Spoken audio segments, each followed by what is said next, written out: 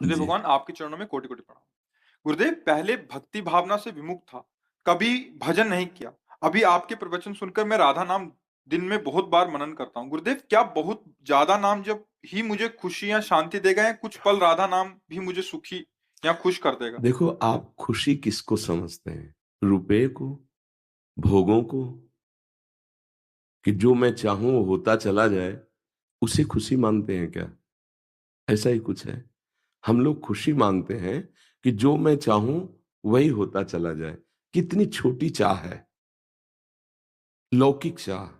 जब ये शरीर ही नहीं टिकेगा, तो तुम्हारी चाह का क्या महत्व रहा?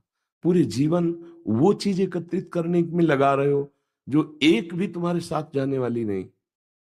मानो आप राधा नाम जप कर चाहते हो मकान बढ़िया हो जाए, या ऐसा पैसा मिल जाए, या जो मैं चाहूँ वो हो जाए, तो मरना तो है ना।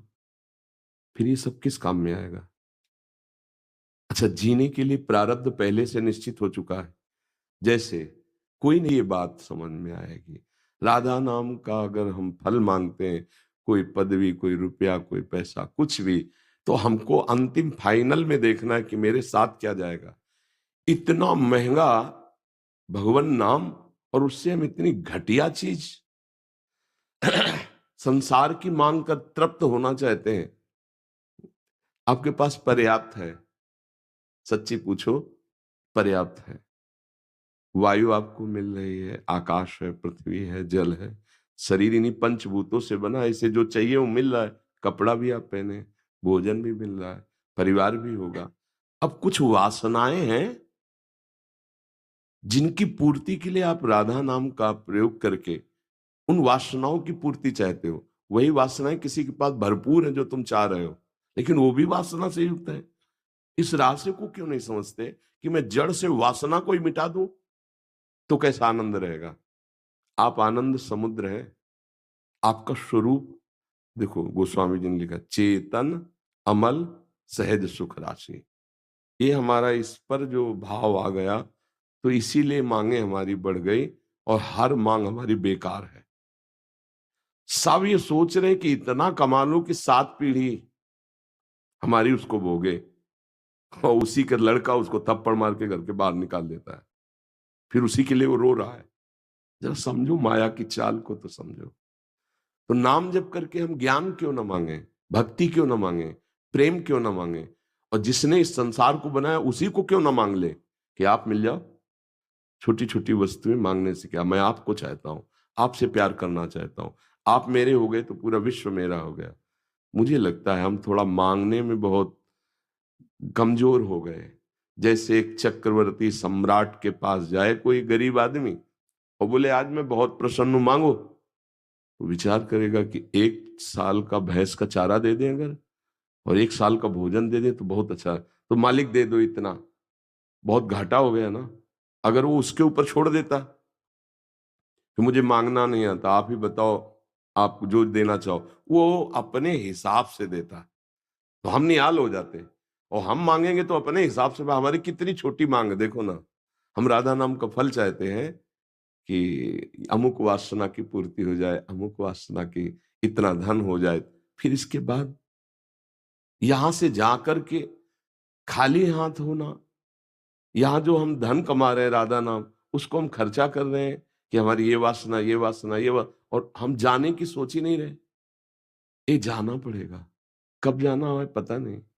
जाने पर कुछ कोई भी साथ नहीं होता। दुनिया में लाखों का मेला जुड़ा, हंसा जब जब उड़ा तो अकेला। कोई तुम्हारा यार नहीं, कोई प्यार नहीं, कोई मित्र नहीं, कोई वस्तु नहीं, तो ये नाम तुम्हारे साथ जाएगा। इसे चुरा लो, छुपा लो, इसे भागवतिक बैंक में जमा कर लो, सुख वैसे ही तुम्हें घेर लेगा। देखो, जब सरकारी आदमी हो जाता है ना, तो उसकी भारी व्यवस्था होती, गाड़ी बंगला सब व्यवस्था। तो हम भगवान से विमुख हैं, इसलिए हमारे को दुख भोगना पड़ रहा है। और भगवान के सन्मुख होने पर आनंद रहे। ये भजन हम इसलिए नहीं खर्चा कर रहे कि हम सुख पूर्वक जिए। नहीं, ये तो भोग है, भोग लेते हैं, आज नहीं तो कल शरीर छूट जाएगा। पर जो हमारे पास धन है, नाम, ये आपको भी सुखी कर रहा है। ये जो आप आए हो, आप फिर ही नहीं जाओगे, लेके जाओगे। पर यहाँ का देना ऐसा नहीं है। तेरे दरबार की आली निराली शान ये देखी, सखावत खुद तेरी गलियों में चक्कर काटते देखा, फैलाया हाथ जिसने तेरे दरबार में आकर, तुझे देते नहीं देखा मगर झोली भरी देखी। मेरी अलबेली सरकार राधा रानी किशोरी जी गुरुदेव भगवान, जिसे आप आए हो, खाली नहीं है। कहीं भी हो, अगर एक शब्द भी श्रद्धा से सुन लोगे तो परिवर्तन हो जाएगा।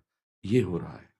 इस नाम का प्रभाव ये है, आपका मंगल हो, आप सुखी हो। और वो नाम इतने परमानंद में हर समय रखता है कि अगर वो नाम का हमें परिचय न मिला होता तो वास्तविक जीते जी नरक था जीवन, नहीं था नरक जीवन।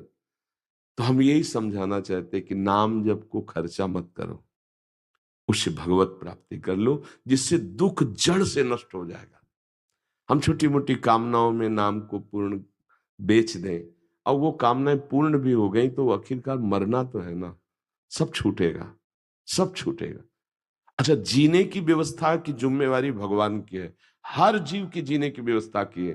तो कर्तव्य कर्म करो, नाम को बचाओ प्रभु के लिए, और मेहनत करके कमाओ शरीर पोषण के लिए। जो दुख सुख आवे चुपचाप सह लो, नाम रूपी धन तुम्हारा जमा है, वो तुम्हारा मंगल अपने आप करेगा। अरे नाम का तो इतना प्रभाव है।